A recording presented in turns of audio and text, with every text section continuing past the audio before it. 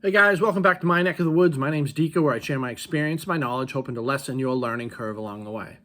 So today I'm going to talk about deer scrapes and what they mean to hunters and how we can use them to almost gain an advantage to deer hunting and potentially put some meat in the freezer for us. Before I get started, please sub the channel, make some comments, and like my videos. You know that I love all that stuff. All right, let's get into it. Deer scrapes. Deer scrapes are a huge thing in hunting, huge. More than rubs, in my opinion. I think if you have a rub and a scrape, I think as a deer hunter, you should pay much more attention to the scrape over a rub any day of the week. That's just my opinion. So, what is a deer scrape? A deer scrape is a section of earth that you find in the woods. It could really be anywhere. Some you want to pay more attention to than others, and I'm going to tell you about those, but it's a section of earth that's opened up. Sometimes it's opened up in like a triangle, so you'll be like this, and the deer will sort of scrape away at it. Sometimes it's oval shaped, and a lot of times it's underneath lower hanging limbs. And you want to look for something called a licking branch. Licking branch is key, and those are the scrapes that you want to pay more attention to. If a scrape does not have a licking branch, I'm not saying you write it off completely. I'm just saying that you do not need to pay as much attention to it as if it has a licking branch. If it has a licking branch, chances are that it is going to be visited again. So what happens with a scrape? So a buck makes a scrape. All bucks make scrapes, and only bucks make scrapes, but everything visits scrapes. So when a buck makes a scrape, what he's doing is he's opening up a line of communication with other deer. And most times his intention is with does, but other things visit it too. So other bucks will visit, and other does will visit, fawns will visit, and sometimes other animals in the forest or in the environment will visit it also. I've seen turkeys visit scrapes, and I've seen raccoons visit scrapes. But for the most part, it's a message board opened up for deer. So ultimately, the buck makes the scrape, right? And if there's no licking branch, it could just be that it could be a territory marker. It could be a message board, but when it has a licking branch, it's definitely a message board. It's definitely a message board. We call them communication. We call them message boards. Some people call them road signs. And I personally believe that it's more intricate than some people think. I think that deer can leave personal messages for certain deer that have already visited it. I've seen behavior around scrapes, and I've seen sometimes a buck will come and visit a scrape, right? And then a doe will come visit a scrape. And then that same buck will come visit a scrape. And then sometimes you'll almost see communication between certain deer, if you see that. So my advice to you is if you come across a scrape with a licking branch in the woods in a place where you hunt, put a camera on it and see what is visiting it. And you want to look down in the scrape too. You want to look for scat, you want to look for prints. Sometimes prints will give you an idea of the size of the deer that's visiting the scrape. But ultimately, you want to examine it, but you don't want to touch it. You don't want to touch the earth scrape area, and you definitely don't want to touch the licking branch, because the scents on that are very, very specific to deer. I've seen some people put on rubber gloves and they'll touch it.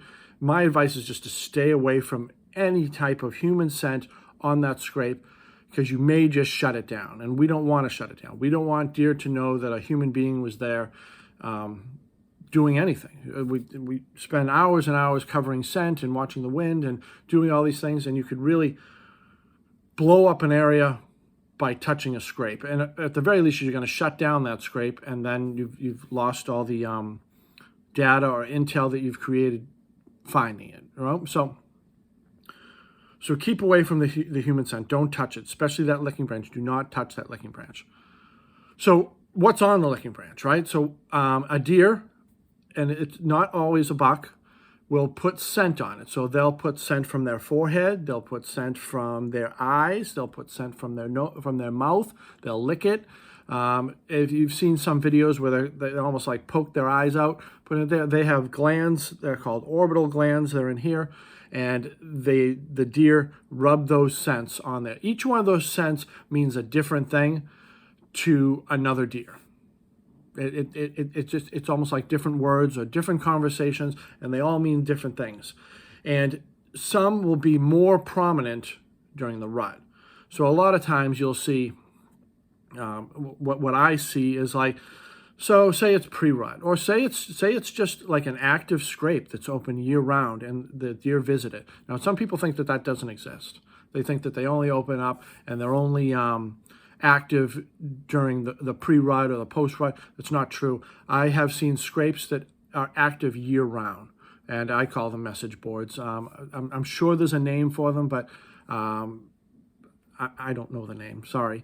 But they're active year round, and deer visit them year round. And when they do visit them year round, you'll see them, they'll get in there and they'll lick it a little bit, or they'll rub their antlers in there. And sometimes you'll see doe or whatnot, they'll stand up on their hind legs and give it a good sniff. Now they'll drop urine and they'll drop scat, and they'll make prints in the scrape. And that's usually year round. During the rut, I see different behavior.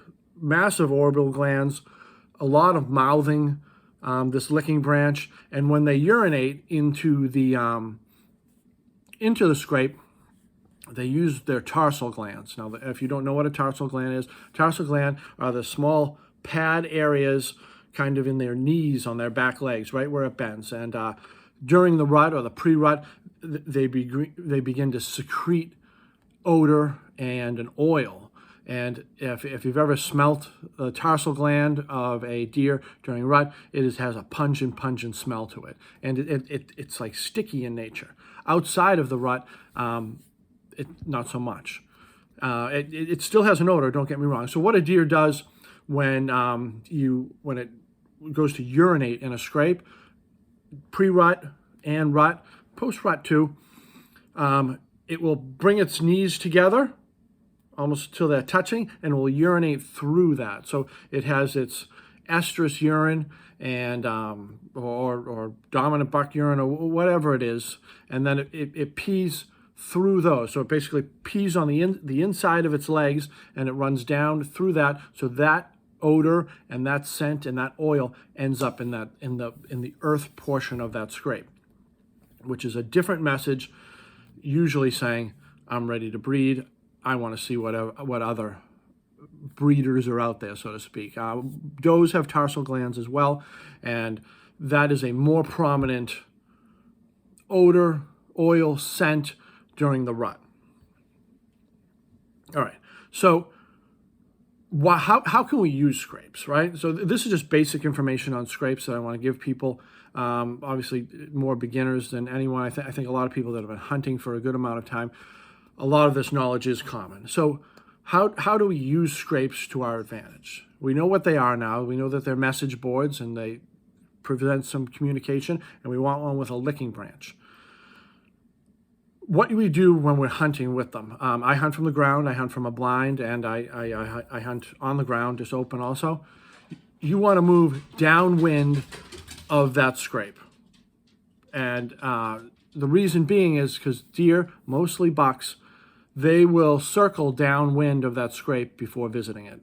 And you want to give enough room, and I don't know what enough room is, but I think if you put some cameras up or you look some tracks and you try to pattern where the deer are moving, if you go downwind of that scrape, you're going to see some activity, and you're going to see some activity of deer moving towards that scrape. Even if you put a camera on it, you're going to see that deer enters usually from the same side, unless it's a young deer. But for the mature deer, they'll enter from downwind. Even does, they'll enter from downwind. And if you're shooting does or whatever you're shooting, or whatever you want to kill to eat, you want to set up downwind of that scrape. And you want to give enough room for that deer to circle in too.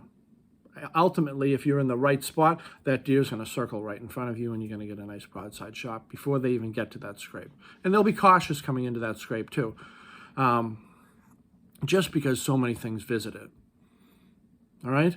Another thing about scrapes that I could say, and I've only experienced this just a few times, is that, and I've heard, I don't know if it's just a wives' tale or whatever, but I've heard that other people say the same thing. Sometimes a mature buck will hold on to a scrape and kind of call it its own and get very, very defensive if any other buck visits that scrape, because they've put a lot of work and they put a lot of effort into sort of maintaining the scent of that scrape in order to attract doe to the area. So a lot of times a mature buck will camp out behind a scrape waiting for that one or those doe to visit and have the chance of mating. A lot of times they're confronted by other bucks, and then we have fighting and everything else that goes on during the rut. Bucks have, I'm going to say, hundreds of scrapes during the rut, and they go and they check them. You know, most of scrape making is done during the night, but a lot of the scrape visiting is done in the low light. There's midday checking, don't get me wrong, but a lot of it is in the low light. It's maybe I don't know, half hour before sunrise, or a half hour, like right in that legal shooting time. That's a lot of times when those scrapes are being visited by the bucks. A lot of times the does, they'll visit them on the off hours. Does are more predictable, in my opinion. They're more territorial, and bucks are just more erratic. All right, hopefully that helps you. It helps with scrapes. If you have any questions, please put them in the comments, and I will answer them as best I possibly can. Thank you. Be well. Sub the channel.